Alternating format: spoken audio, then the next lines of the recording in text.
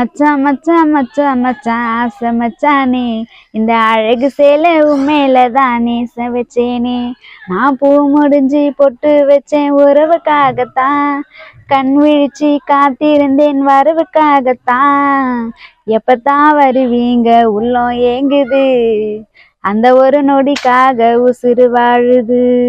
வணக்கம், நான் கிரிஜா பேசுகிறேன். என்னோட ஊர் திருவண்ணாமலை மாவட்டம் பாடகம் கிராமம் எங்களோட ஊர். நான் 12வது வரைக்கும் படிச்சிருக்கேன். நான் 6 மாதம் ஆயிடுச்சு.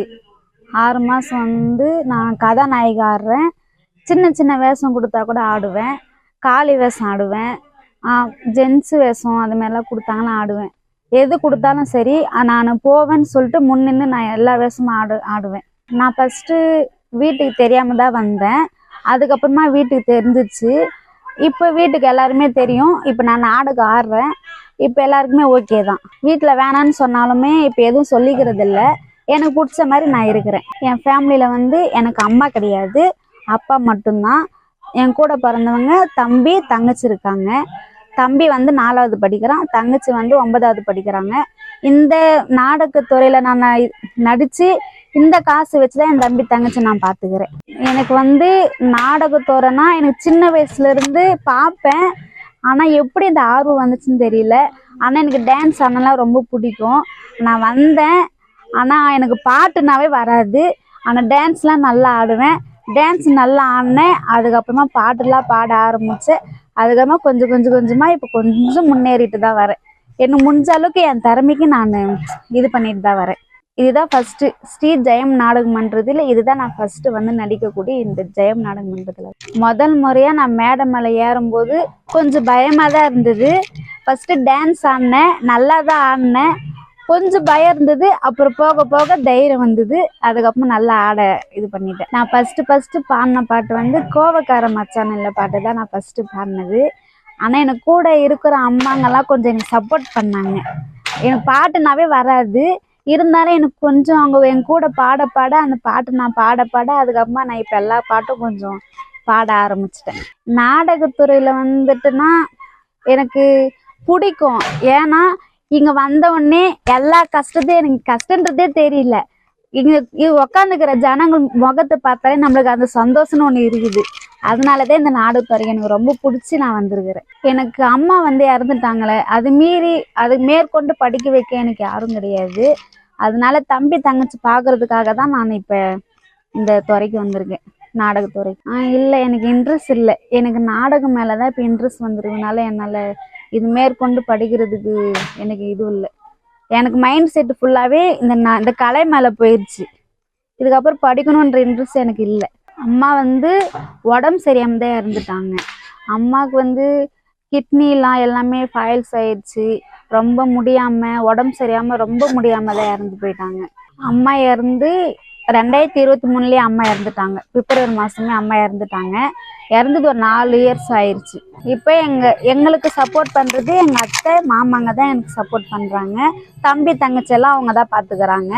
அப்பா தனியாக சென்னையில் வேலை செய்கிறாரு. நான் தனியாக எங்கள் கலையில் நாடகத்துறையிலேருந்து நான் வேலை பார்த்துட்டு வேறு வேலைக்கு போகிற இன்ட்ரெஸ்ட் இல்லை. ஏன்னா எனக்கு நாடகம்ன்றது அதுக்குள்ளே மைண்ட் செட்டு போயிடுச்சு. இதுக்குள்ளே இருந்து எனக்கு ஒரு சந்தோஷம், எந்த கஷ்டமே தெரியல. எவ்வளோ கஷ்டமாக இருந்தாலும் சரி, இப்போ ஒரு 4 ஊருக்கு போனால் கூட சரி, நமக்கு அந்த முகத்தை அதான் மக்கள் முகத்தை பார்க்கும்போது நம்மளுக்கு அந்த கஷ்டம் தெரிய மாட்டேங்குது. ரொம்ப ஹாப்பியாக இருக்கிறேன். அதனால எனக்கு வேற வேலைக்கு போகணும்னு நினச்சா கூட என்னால் போக முடியாது. ஏன்னா எனக்கு அந்த மைண்ட் செட்டு வரல. இந்த நாடக கலை அப்படின்றதுனால எனக்கு இதுக்குள்ளே தான் மைண்ட் செட்டு போகுதே தவிர இது விட்டுட்டு எனக்கு போகணும்னு இது இன்ட்ரெஸ்ட் இல்லை. எங்கள் ஊர்லேயே நிறைய கம்பெனி, ரோஜா, தனுஷ் நாடகம் மன்றம் நிறைய எங்கள் ஊரில் ஆடுவாங்க, பார்ப்பேன். ஆனால் எனக்கு இப்போ இப்படி ஒரு நல்ல வாய்ப்பு கிடைக்குன்னு நான் நினச்சி பார்க்கல. இந்த நாடகத்துறையில் நான் ஆடுவேன்னு நினச்சி பார்க்கல. ஆனால் எனக்கு ரொம்ப ஆர்வம் தான். இப்போ ஆர்வமாக இதில் இன்ட்ரெஸ்ட் ஆகி தான் நான் இப்போ இந்த நாடகத்துறையே நான் வந்திருக்கேன். நான் விருப்பப்பட்டு மனசார ஆடுறேன் இந்த நாடகத்துறையில். நான் ஒரு ஊரில் போயிருந்தேன். அந்த ஊரில் ஆனால் நான் 2வது டைம் தான் அந்த ஊரை ஆட போனது.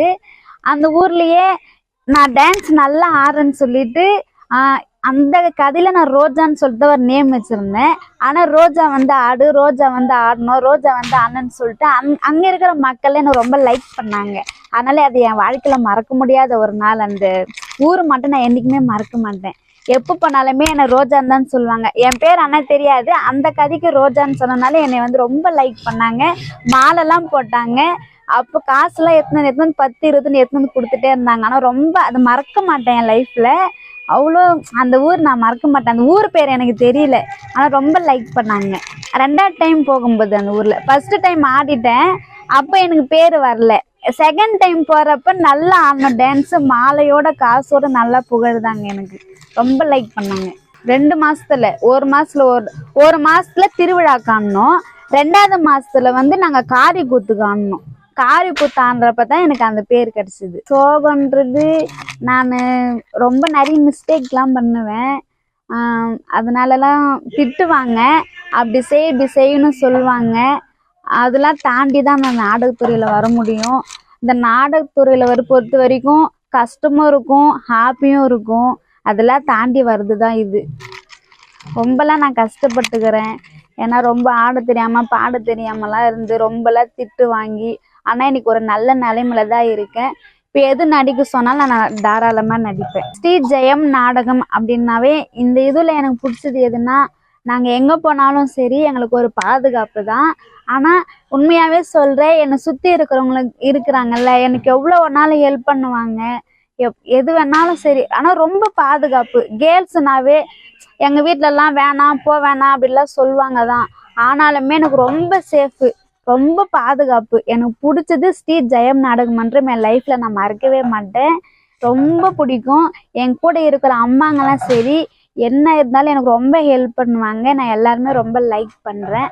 ரொம்ப பிடிக்கும் எனக்கு. அம்மா இருந்திருந்தால் நான் வந்திருக்க மாட்டேன்.